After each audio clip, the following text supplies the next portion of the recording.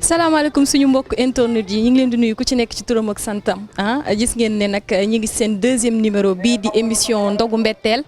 nee naa leen dañuy dem ci feneen ak keneen tey nag ci feneen fi ñu dem mooy Thiès kaay benn dëkk ñaari gaar ñu ñëw nag fekk fi koo xamante ne nii ku jara ñëw seet si la moom comme ni ma leen ko waxee rek émission bi du dañuy gis ne rek mën nga jënd pañe bi ñu ñëw ci yow non non mais da nga koy dund nekk loo xamante ne day am da nga am passion bi looy dund réalité la ñu ñëw jaay la pañe bi nga joxe ko kii nag moom ci loolu lay dox day dimbali ñi nga xamante ne nii ñi ngi ci Thiès ñi nga xamante ne nii ñi ngi feneen ak feneen mais nag balaa muy laax jaay day laax lekk fii la ko démarré ba tax na tey maa ngi fii nga xamante ni fii la nekk moo ko moom mu nekk Prestige TV moom nag mooy directeur général bi ñu naan ko DG kooku la ñuy wax monsieur Doumbia tey moom laa seet si rek ñëw jaay si ko sama pañe mu def maninam rek dem jox ko keneen. salaamaaleykum. na nga def yaa ngi si jàmm Aïcha rafet na lépp organisation la rek waa ji taxaw nii est-ce que duma jàppale tamit waaw kay galanterie et Talla am naa ku ma jàppale tâche à suivre.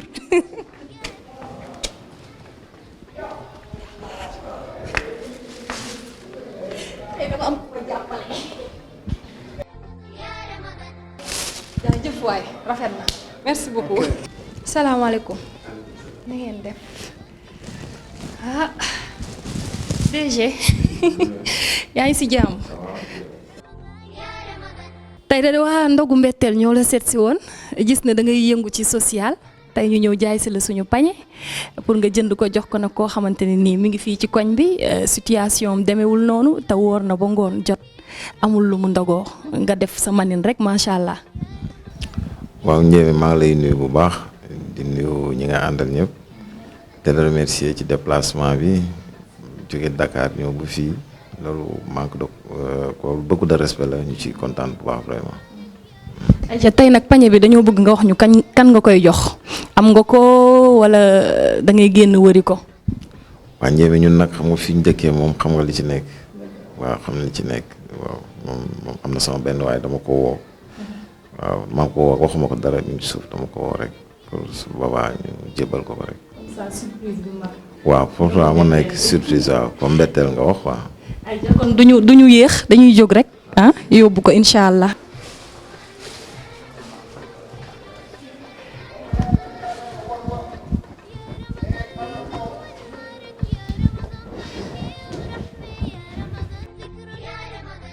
waaw moom laa ko bëgg a jox mais xamul sax nu mu demee. dafa ñëw waaw ma ne ko toogal xaar rek moom suma nit ku baax la waaw at bu nekk nag dama koy jox mais ren ba léegi sax joxaguma ko walla bi ngeen ma woowee rek ma ne ko toogal xaar ma rek yàgg na fi leel waaw noonu la demee. moom mi ngi dund loolu moo tax ñu ñëw tey choisir ko jox ko mu jënd ko mais nag bi mu ko jëndee dafa ne yow la koy jox ñu bëggoon xam rek say réaction. est-ce que man kay mbetteel la doon ci man lool ndax. quand même dama koy nuyu sax ndax bi ma ñëwee dama ko woo mu nekk ci liggéeyam li ci ëppit maa ngi moom dafa am yu bari yu ñu séq te muy nitu kóllëre waaw maanaam loolu dafa yàgg booba defe naa ne ëpp na ay année yu yàgg yoo xam ne maa ngi moom dañ ko koy mënuma fi nekk di réciter maa ngi moom li ñu séq dans la vie lii rek firndeel na ko xam nga déjà c'est une surprise pour man te muy surprise bu neex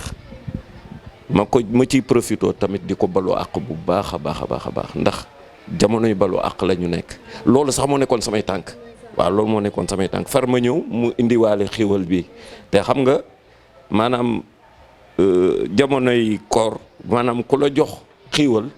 maanaam da ngay mbégte lay doon ci yow rek mbégte lay doon ci yow te lu ma ko yàgg a jox la du lii rek la may jox de xaalis ak lépp la ci yemale gisuma maanaam daal mun ma fi nekk di lim waaw dama koy ñaanal yàlla daal maanaam lii mu man ren mu man ñu multiplier ko lu bare ci lu mu mënoon ren waaw yokkal ko wér ak njabootam même kër gi fi ne nii ma toogee ni fi ne ay jabaram ñoo gën a kiyati ci man ndax bi mu ñëwee moom gisuma ko de mais dama nekk à l'aise mu ngi mel ni je suis chez moi waaw xam nga loolu rek déjà ça dit beaucoup de choses moom daal en gros dañ koy ñaanal yàlla daal dañ koy ñaanal yàlla maanaam yàlla li mu bëgg moo ko xam yàlla na ko yàlla defal waaw.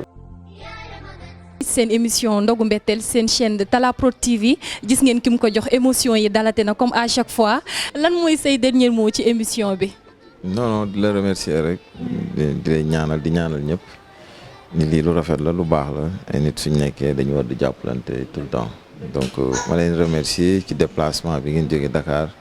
ñëw ba fii loolu mooy li ma wax rek yëg-yëg rek mooy def loolu nit ku yëg nit moo koy def yow it ma lay nuyu di la remercier ci déplacement bi di nuyu Kébé ñoom ñëpp équipe bi waaw. seen émission ndogu mbetteel nii lay demee à chaque fois surprise yu dal rek mooy am ba Tamba dañuy dem bàyyiwuñu fenn képp kuy dund social incha allah les bonnes volontés dinañ la ñëw seet si am na ñu naan sax warul yem ci Ramadan bi kase ah mais Ramadan oblige incha allah mën nañ sax weesu loolu di leen jox rendez-vous beneen yoon ak keneen incha allah mais du ma fàtte Maodo Malick borom Medina sama cordonnier bu mag bi moo ne ma tey dama ko waxoon tànku neen laa naroon def dem Thiès mu ne ma mukk solal daal nga dem yóbbu ko merci beaucoup yàlla na loxo bi wér di leen wax incha allah ndogu mu barak